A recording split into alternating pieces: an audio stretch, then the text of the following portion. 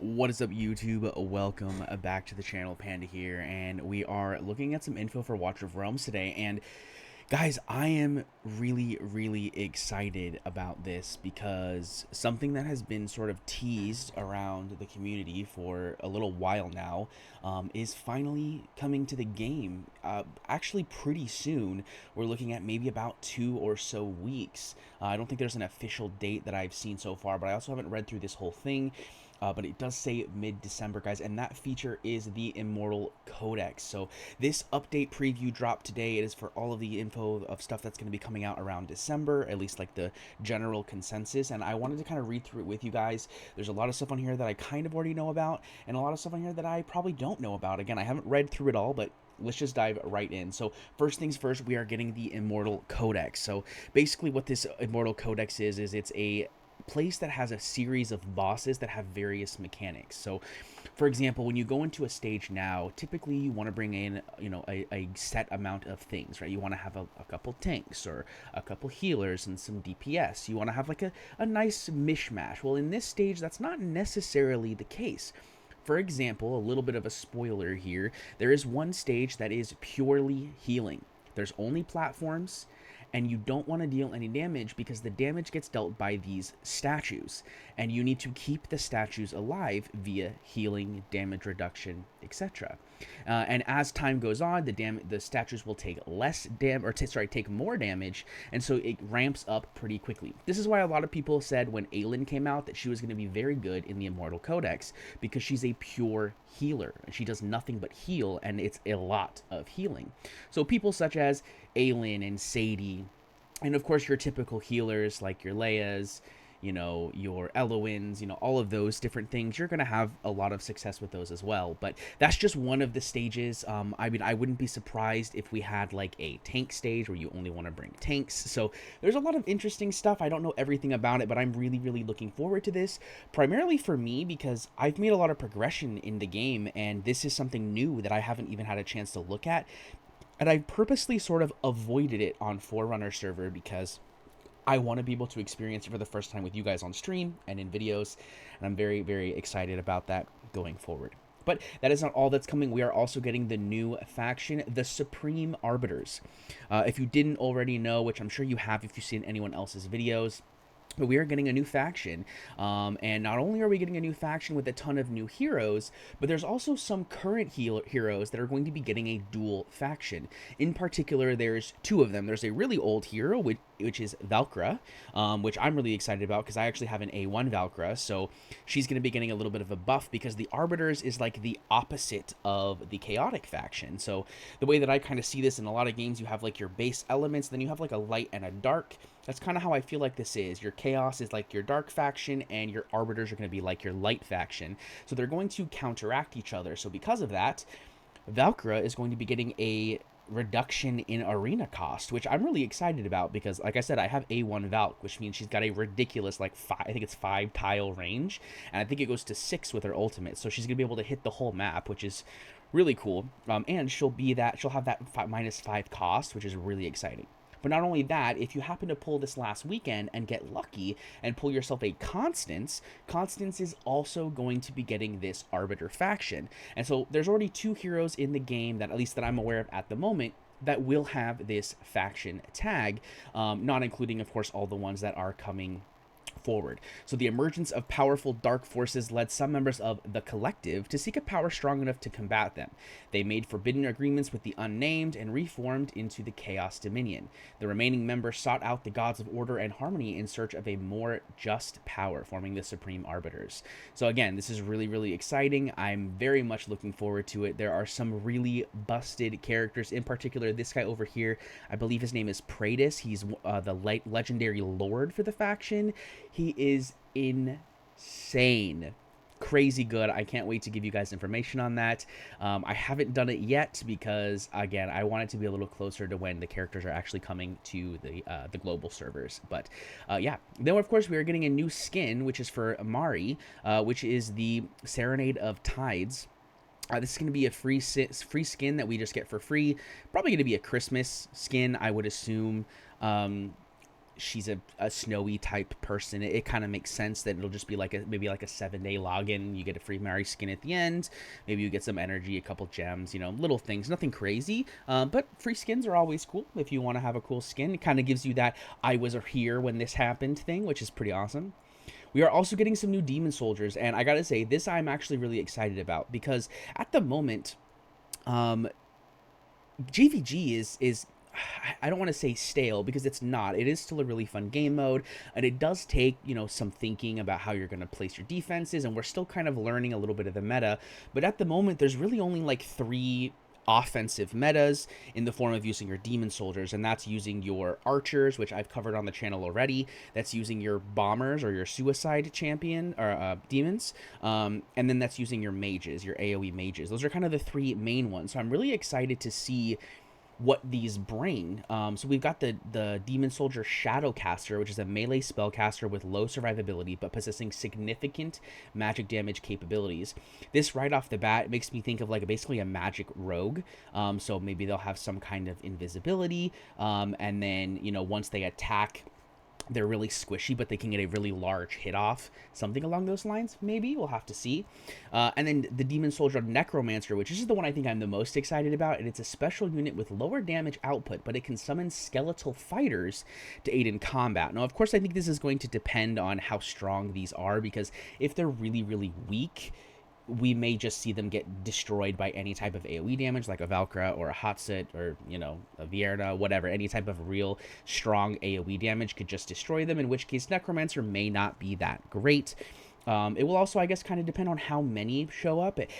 There's definitely some potential in the Necromancer, is I guess what I'm getting at here, but we'll have to see what those stats look like once we actually get into game. So then we have a quick FAQ, which is something I'm really excited about because there's a lot of cool stuff that we already know is coming, including the gear system changes. So it says here, we've always aimed to further streamline the gear handling, selling, and switching experience. Here are the new optimizations and improvements. We're adding in the gear swap. I am very excited about this. What it looks like now is basically whatever set of gear you have on a certain champion, you can move that entire set of gear to the currently equipped champion. So for example, this is the gear I have on my Abomination in this video, or they have on their Abomination in this video. I could go and swap my Razak's gear, or the Lasir's gear, or the Nyx's gear, or the Lugaru's gear, and it would just swap them back and forth. So my Abomination gear would go on Lugaru, and the Lugaru gear would go on Abomination. This is really exciting because I typically move my gear around the same select champions. For example, if I'm farming Guild Boss or Gear Raid 3, my Zilla2 has her set of gear on, but if I'm farming Gear Raid 1, I put that set of gear on my Abomination because he's my main carry in there. And so it allows me to move back and forth without clicking each gear, and then I have to go find the other gear and put it back on. It's a whole mess, right? This will make it a lot easier, streamline, less time we have to worry about nonsense. Then we also have, you can now share or lock gear in the gear enhancement menu, and unequipped gear can be sold off directly. That's okay. I don't think there's anything crazy with that, but interesting. Added the gear recast function, which allows you to redeem the gear recasting hammer in our newest feature, the Immortal Codex Redeem Shop. This item harnesses the power of creation, allowing it to alter the secondary attributes of gear. So this is exciting.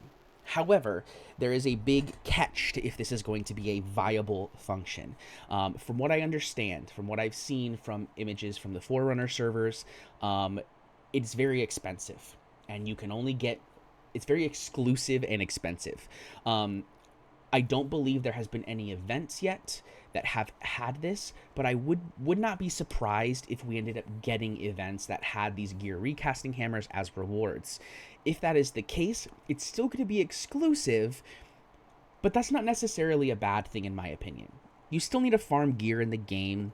If you don't have to farm the gear, what's the point of playing the game, right? And so I like the ability to re-roll your gear if you get a perfectly substatted piece of gear, like an attack percent main or a crit damage main with all 4 DPS stats, but it all rolls really, really low. That feels bad. So being able to re-roll that, especially if it's something like an ancient piece where there's a statistically higher percent chance of that piece of gear rolling well, it's a good option to be able to use these hammers. We'll have to see how much availability they really have, and I can tell you that if it's not going to be available, it's not going to be very functional. So hopefully they either aren't available at the start and they listen to us and make it more available, or it's more available right off the rip. That would be the best course of options, of course. Hopefully we can do this Immortal Codex and we get some currency from it, and we're able to buy, maybe 10 a month or something. So we have the ability to get a decent amount of them flowing.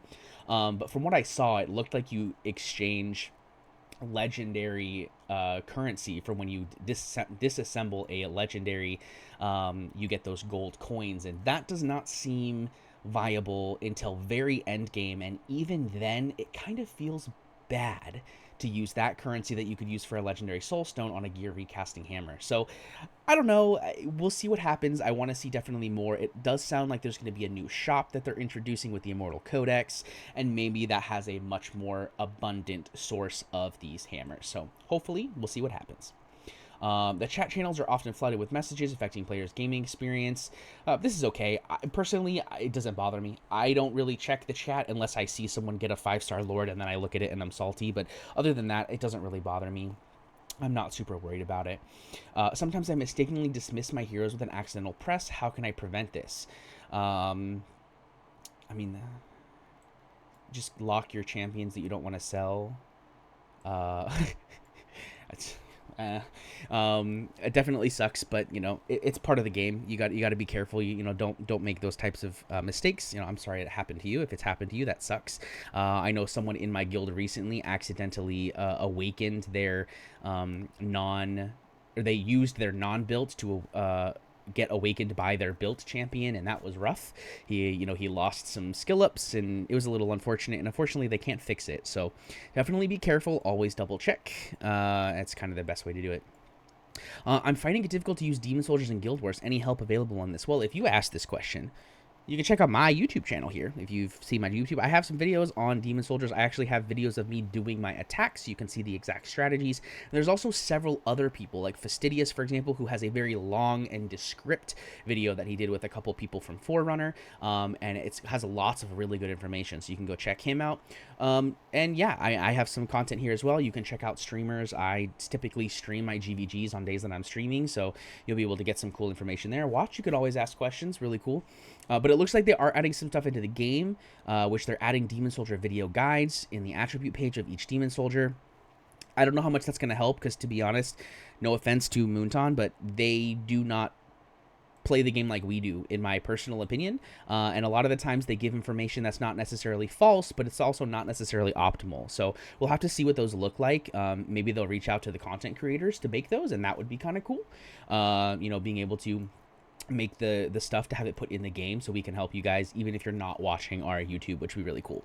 It also refines the BP calculation for affiliating demon soldiers to heroes. Now heroes will be arranged according to their actual BP. I believe what this means is that gear is now going to function on the characters.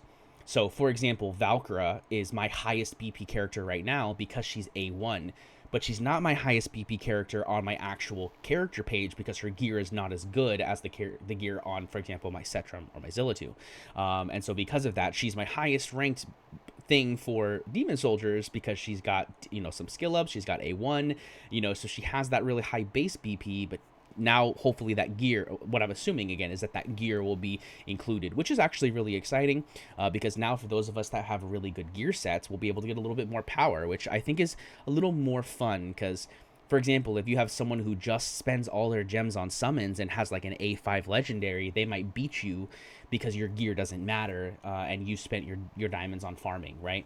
So kind of unfortunate, but added a quick affiliate function for demon soldier teams, allowing you to pair your top 5 heroes with your deployed demon soldiers. I actually really, really like this. I do want to see how it works. I'm hoping it's just like a, whatever order you put them in, the first one goes in the first slot, second, third, fourth, fifth, because then you can decide. For example, when I use my archers, I want my highest BP on my archers, and then I want my next highest BP on my tank.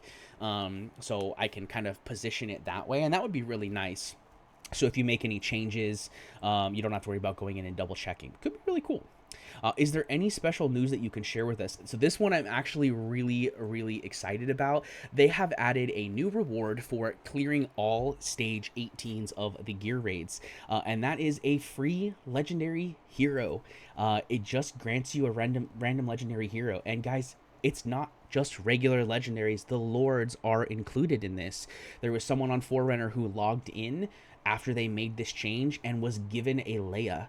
And it was from this achievement. It just automatically was given to him because he had already cleared it. So some people are going to get really lucky and they're going to get some very strong champions. I wouldn't be surprised if some people get Ajaxes, some people get Gons, some people get like those really, really rare champions, Grass Waifu, Miss Elowen.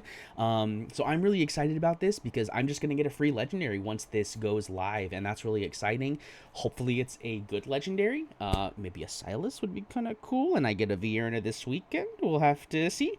But yeah, I mean, this is all really, really cool information. I'm really excited about it. I think the gear swapping thing is probably the thing I'm the most excited about, but I'm also really, really excited about the Immortal Codex because that's just more content, and I'm kind of getting to the point in the game where I don't have that much more content to push.